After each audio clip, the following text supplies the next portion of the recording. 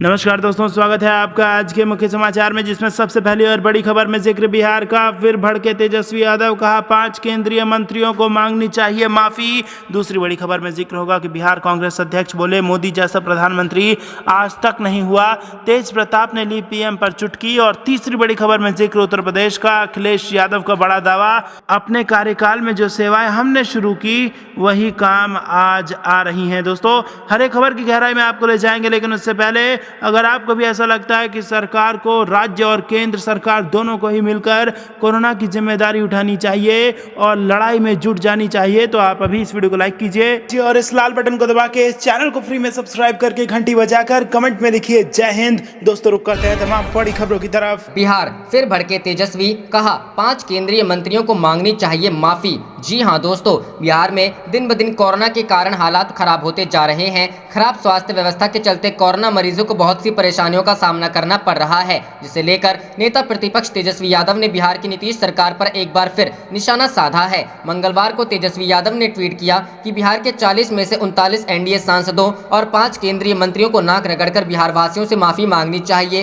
कि संकट की घड़ी में वो जनता के किसी काम नहीं आ सकते। नेता प्रतिपक्ष ने कहा कि केंद्र गुजरात, यूपी में डीआरडीओ, रक्षा मंत्रालय इत्यादि के माध्यम से ऑक्सीजन, डॉक्टर की व्यवस्था कर रही है, लेकिन बिहार की नहीं। क्या नीतीश कुमार डबल इंजन सरकार जनित स्वास्थ्य आपदा के वक्त भी केंद्र सरकार से जरूरी मदद नहीं मांग सकते, या केंद्र उनकी हैसियत और साख देख सहायता नहीं कर रहा? नीतीश जी, स्थिति स्पष्ट करें। बिहार एनडीए के कुल 48 सांसद या क्या झाल बजा रहे हैं? क्या चुप रहने के लिए जनता ने चुना था? बता दें कि इससे पहले सोमवार को भी तेजस्वी यादव ने आरोप लगाया था कि बिहार की स्वास्थ्य व्यवस्था बेहाल है।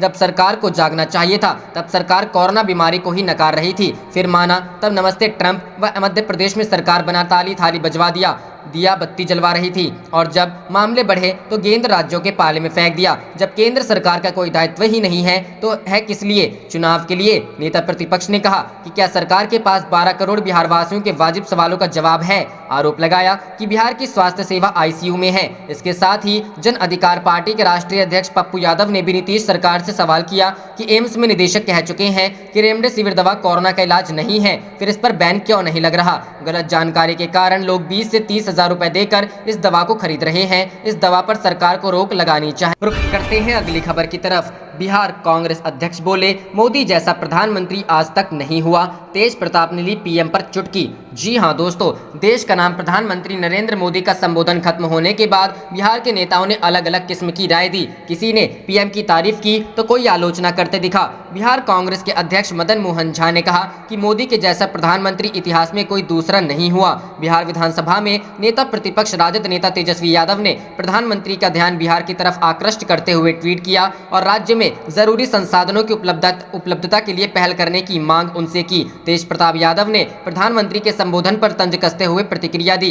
बिहार कांग्रेस अध्यक्ष ने प्रधानमंत्री पर कसा तंज। बिहार कांग्रेस अध्यक्ष खुद कोरोना से संक्रमित हो चुके हैं। वे प्रधानमंत्री के संबोधन से निराश नजर आए और उन्होंने तंज कसते हुए कह दिया कि उनके जैसा प्रधानमंत्री आज तक नहीं हुआ। उन्होंने कहा कि संकट काल में उन्होंने जनता को भरोसा देने की बजाय राज्यों को उनके हाल पर छोड़ दिया और कह दिया कि सभी अपना अपना देख ले। उन्होंने पीएम के संबोधन की आलोचना करते हुए कहा कि अस्पताल, दवाई और ऑक्सीजन की चर्चा तक नहीं की गई। तेजस्वी ने राज्य सरकार पर किया वार, पीएम से गुहार। राजद नेता तेजस्वी ने कहा कि बिहार कोरोना से बुरी तरह प्रभावित है। यहां ऑक्सीजन सिलेंडर, जरूरी दवाओं और वेंटिलेटर्स की घोर कमी है। प्रधानमंत्री को ध्यान देकर इन दिक्कतों को दूर करना चाहिए। इससे पहले ट्वीट करते हुए बिहार की एनडीए सरकार पर स्वास्थ्य सुविधाओं की बेहाली के लिए तंज कसा। तेज प्रताप ने अपने अंदाज में दी प्रतिक्रिया।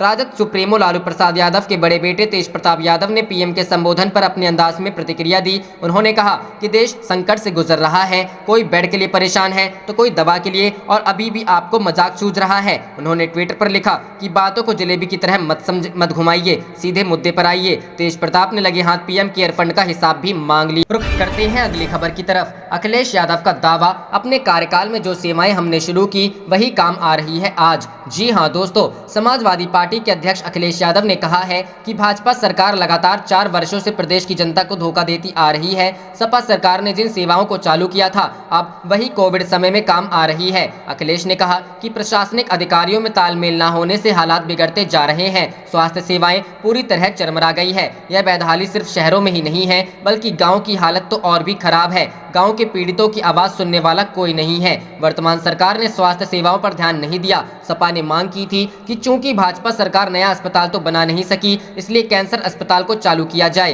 तब भाजपा सरकार ने नहीं सुनी। अब जब पानी सिर से ऊपर बहने लगा है तो हज हाउस, सरोजनी नगर, अवध शिल्पग्राम और कैंसर अस्पताल को कोविड सेंटर बनाया जा रहा है। इनका निर्माण समाजवादी सरकार में ही हुआ था।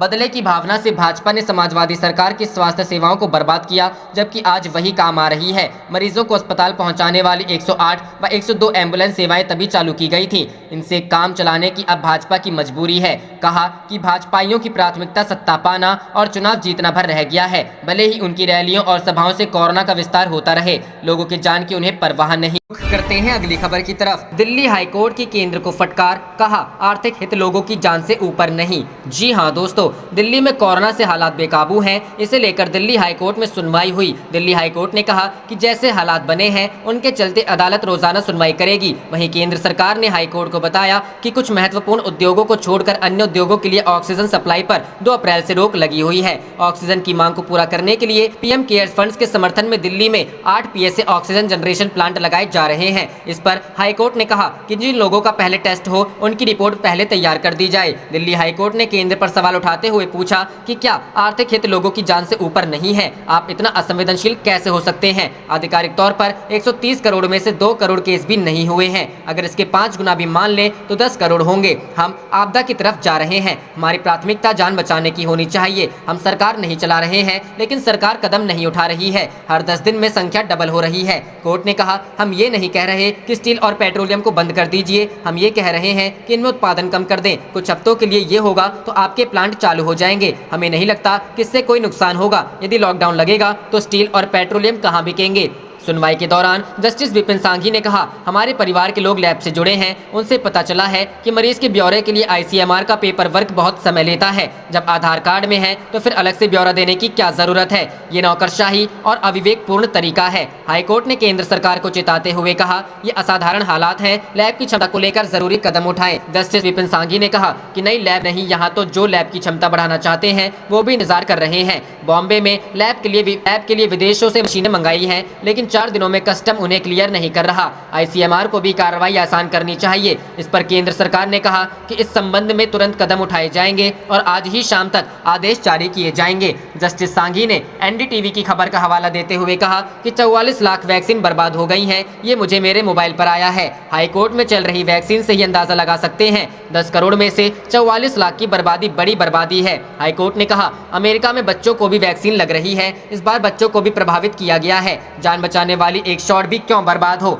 आप भले ही नया वॉयल ना खोलें, कम से कम जो बच गए हैं उन्हें तो बर्बाद होने से बचाएं। हम बहुमूल्य वक्त खराब कर रहे हैं। आजकल वैक्सीन करने में कमी आई है। हम उनके लिए वैक्सीन सुविधा बढ़ाने की बात कर रहे हैं जो इसे चाहते हैं। ये महामारी किसी के साथ भेदभाव नहीं करती। हम वैक्सीन सबके लिए चाहते हैं, लेकिन ये चरणों में होता है ताकि अफरा तफरी ना हो। जो भी वैक्सीन चाहता है उसे दे, चाहे वो कोई भी हो। जस्टिस रेखा पल्ली ने कहा 18 साल से ऊपर वालों को 10 दिन बाद अभी क्यों नहीं शुरू कर सकते? आपको ये अभी से शुरू करना चाहिए। जस्टिस सांघी ने कहा 6% बर्बादी बहुत होती है। कई अस्पताल हैं जिनमें जाकर रजिस्टर कराकर वैक्सीन ले सकते हैं। 45 साल से कम के लोग जो वॉलंटियर करते हैं कि वो वैक्सीन लगवाने को तैयार हैं, तो उनको वैक्सीन रुख करते हैं अगली खबर की तरफ। कोरोना केस इन बिहार में नहीं थम रहा कोरोना का कहर। 24 घंटे में मिले 10,455 नए संक्रमित। जी हां दोस्तों, बिहार में एक दिन में रिकॉर्ड 10,455 नए कोरोना संक्रमितों की पहचान मंगलवार को हुई। राज्य में एक दिन में कुल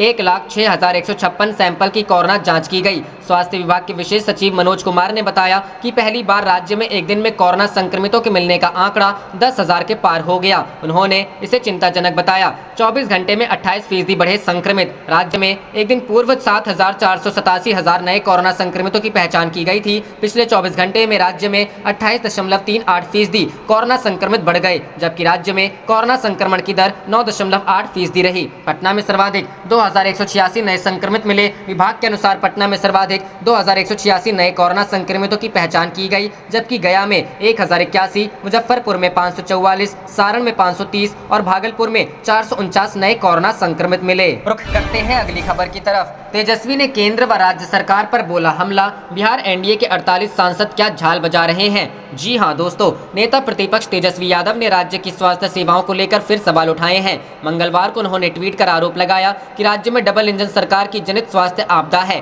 तेजस्वी यादव ने कहा कि बिहार के 40 में से 39 एनडीए सांसदों और 5 केंद्रीय मंत्रियों को बिहार वासियों से माफी मांगनी चाहिए कि इस संकट की घड़ी में वो जनता के किसी काम नहीं आ सकते। आप देख रहे थे आपका अपना चैनल जय हिंद जय भारत।